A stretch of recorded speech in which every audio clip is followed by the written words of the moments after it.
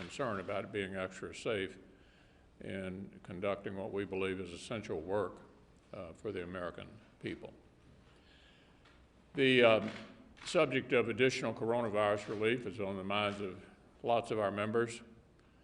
You've already spoken to probably Senator Collins, Senator Romney, and others who've been meeting with Democrats about a possible way forward. We received a proposal through a letter from Speaker Pelosi and Senator Schumer last night. Let me tell you where I think we are. Leader McCarthy and I have been in discussions with the Secretary of the Treasury and the President's Chief of Staff to try to ascertain what the President would actually sign into law. And I think we have a sense of what that is. I laid that out in the call that we had just a little while ago.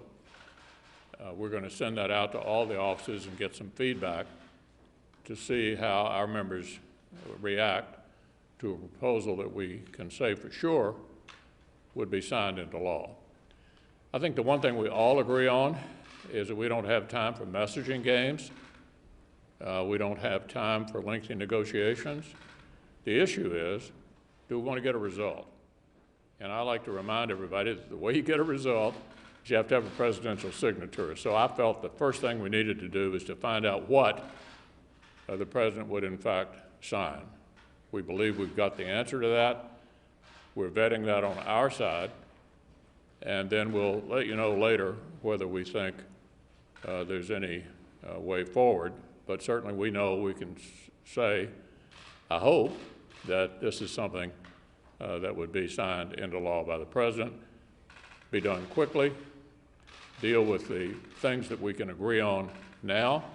And I think we all know that after the first of the year, there's likely to be a discussion about some additional package of some size next year, depending upon what the new administration wants to pursue.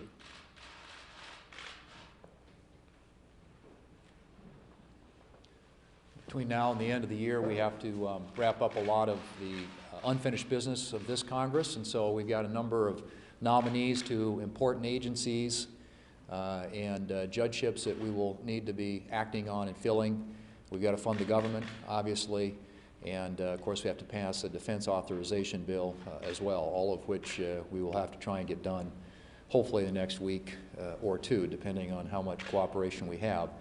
As the leader pointed out, the issue of coronavirus relief is also subject of discussion, and I think in terms of the any of these year-end negotiations could be, if there's an agreement, wrapped up and considered as part of a spending bill or perhaps separately, but in any case, it would have to get a presidential signature, it would have to get 60 votes in the Senate, and obviously a majority in the House of Representatives. And so the question is, what does that look like, and will there be enough movement among Democrats to enable us to get an agreement?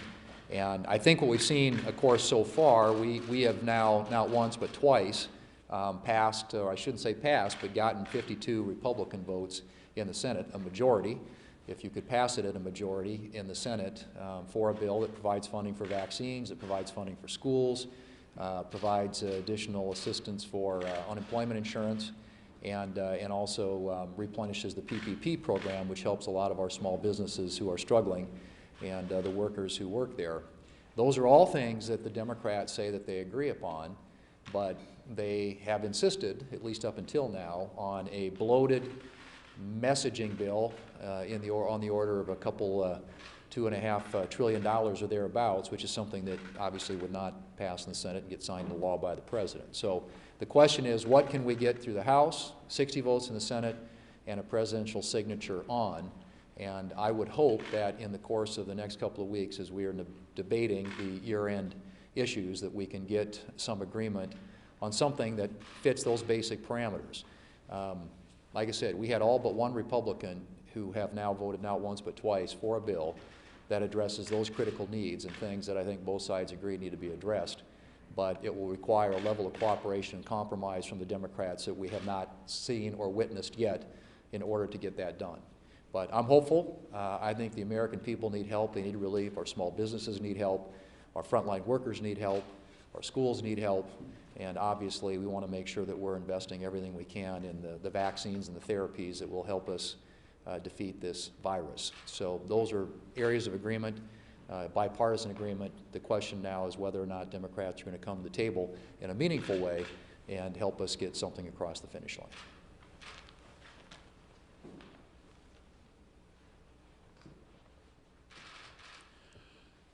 Nancy Pelosi has been stubbornly dug in since she passed her bloated messaging bill about 6.5 months ago, stubbornly dug in against doing a coronavirus relief bill in a cooperative way. As a matter of fact, right before the elections, she said that she would not budge. She's been dead set for using the pandemic as a way to push a far-left agenda because she was going to use this and pick up 15 to 20 seats for Democrats in the House. Well, what happened? As a result of her actions, Republicans picked up over 10 Republican seats in the House of Representatives. Why? Because the Democrats refused to deal and address the #1 issue, which is on the minds of the American voters, which was relief for coronavirus and dealing with the disease. So now here we are at a point where we have an increased number of cases around the country and around the world. And you say, so what is the House of Representatives doing this week? So I looked into it. Well, they have a bill that is going to be taken up in the Rules Committee tomorrow. It's called the MORE Act. I didn't know what exactly that stood for, so I looked into it, researched it. This is Pelosi's priority. Marijuana Opportunity Reinvestment Act. Now, I don't know exactly what's in that bill, but that is the priority of the House right now. I don't know if it has to do with decriminalization, legalization of marijuana, making it easier for our kids to get marijuana in our neighborhoods. Whatever it is, that is today's priority of the incredibly shrinking Nancy Pelosi-run House of Representatives. That's not what the American people are talking about. That's not what I heard about in Wyoming this weekend. What I heard about is all the good news about the vaccine. People looking forward to having that available to them. Well, the Republican relief bill has money for distribution of the vaccine. The Pelosi-Schumer approach, well, they really do shortcut the vaccine. The Republican bill has money for paycheck protection, the Senate bill that we're working on. That's what small businesses are asking for and the workers are asking for. It has money to help kids get back to school safely so they don't fall further behind. This is the path forward for our country. The Republican bill is sizable, it is significant, and it is the path that the American people want to follow.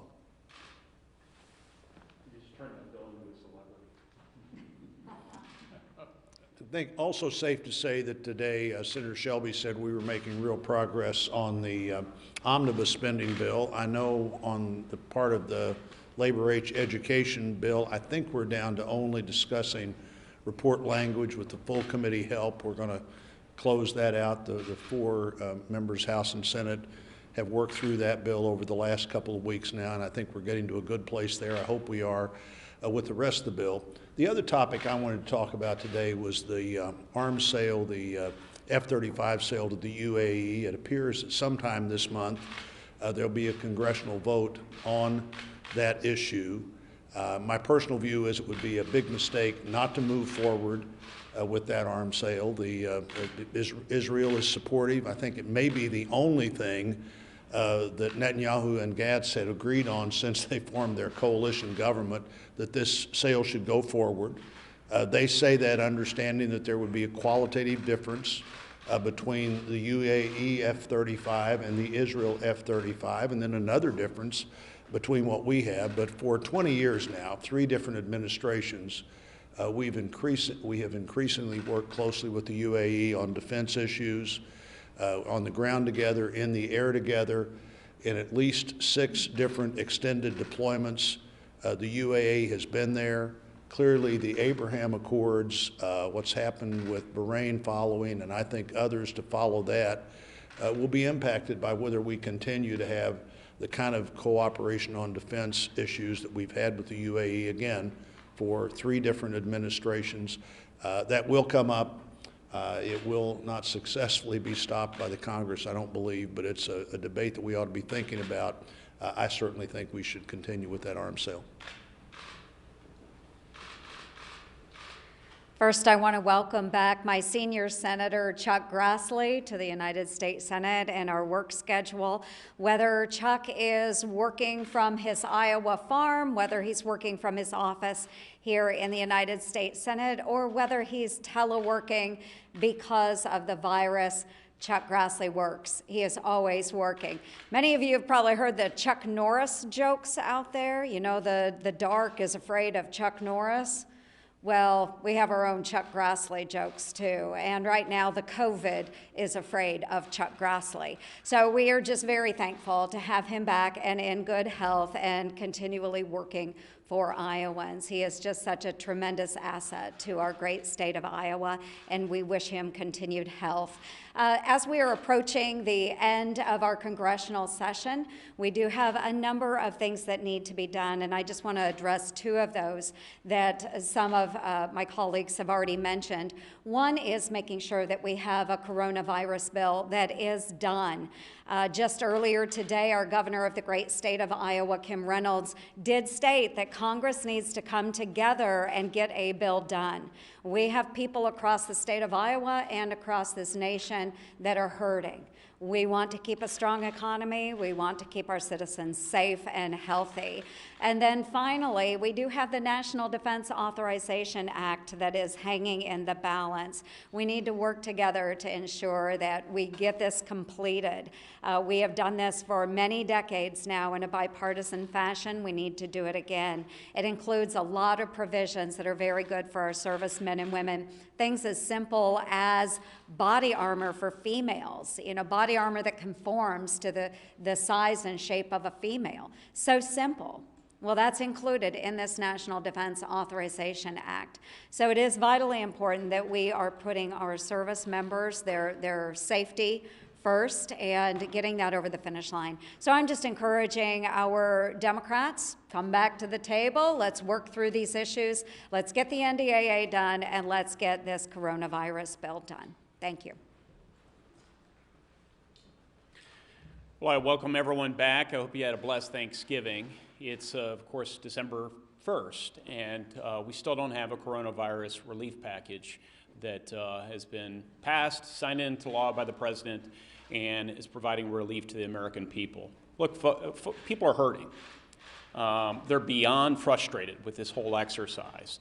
Republicans have put forward a package that, as the leader has emphasized, can actually be signed into law. One that provides assistance to schools and students, one that provides assistance to our hard-hit small businesses, one that provides additional resources for testing. So why don't we go ahead and pass what we can all agree upon, what we know can be signed into law, and then we can debate and negotiate and give further consideration to additional measures. As it relates to small businesses, I'll tell you, Hoosier small businesses have been absolutely hammered, as have so many others around the country. A recent NFIB survey indicated that nationally, 75% of their members would either consider or would go ahead and apply for a second round of PPP assistance, the sort of assistance that is included in the Senate package. So whether it's PPP assistance or inclusion of the Restart Act, the legislation, bicameral, bipartisan, that I put together with Senator Bennett of Colorado. It now has, incidentally, 58 co-sponsors with the addition of Senator Perdue of Georgia here in the U.S. Senate, 180 in the House of Representatives, again, bipartisan. So I'm going to continue to push on this small business front and on the other fronts I mentioned to provide the much needed relief to the American people. Unfortunately, it seems the House is focused on other priorities. We just heard that they're focused on something pertaining to marijuana and giving more consideration to marijuana policy before year's end. That can be debated, but the far left needs to sort of cool their jets right now as we deal with the serious business and the plaintive requests of our constituents around the country.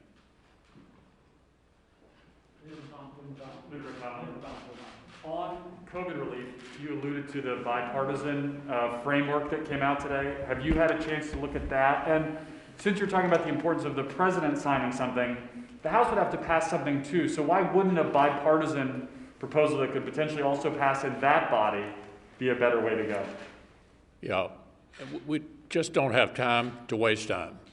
We have a couple of weeks left here.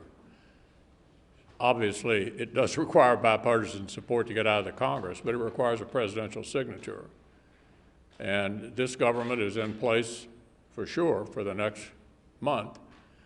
And I think the place to start is, are we actually making a law, or are we just making a point? And I think the way you make a law for sure is you know you've got a presidential signature. So we'll see how it goes forward. I think the one thing we all agree on, as I said, waiting till next year is not an answer. We need a targeted relief bill, including things that we can agree on. The House Majority Leader has said that House Democrats are likely bringing back earmarks next year. Some of your Senate Republican colleagues say that with Biden likely being in control of the administration, Republicans should consider bringing back earmarks here in the Senate. Do you have an opinion about that? Take your mask down and say that again. Earmarks. House Majority Leader Steny Hoyer says House Democrats are bringing back earmarks next year. Yeah, I haven't given any real thought to that. I did hear that Hoyer said that. That's a decision, obviously, the majority's decided to make over there. And it'll be interesting to see how the Republicans in the House respond to it. Yeah. In terms of the timing for a COVID relief bill, does it need to ride on the government funding bill? What should we expect kind of on a horizon when it needs to come out, when it needs to come to fruition? Well, first, we're working really hard to finish up the omnibus bill, as Senator Blunt pointed out.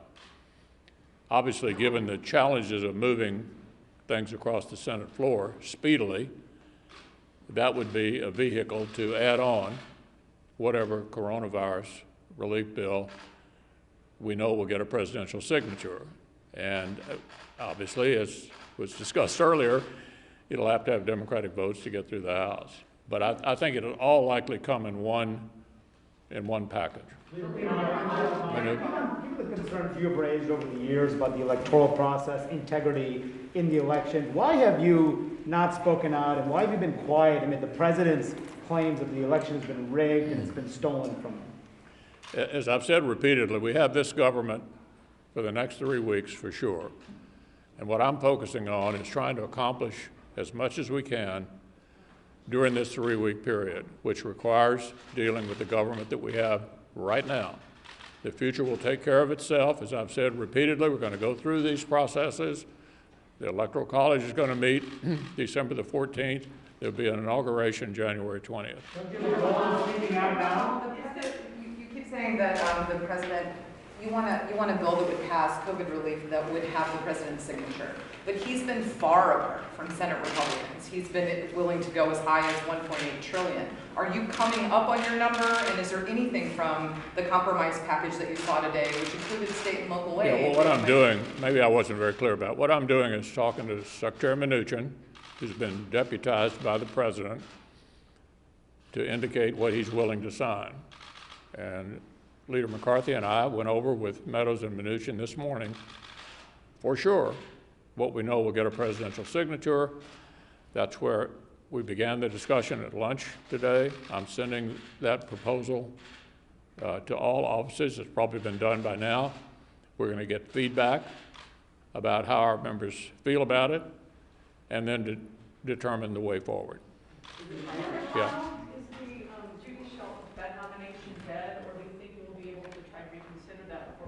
Well, as you may recall, I changed my vote and made a motion to reconsider, so we can reconsider it in the future. Thanks a lot, everybody.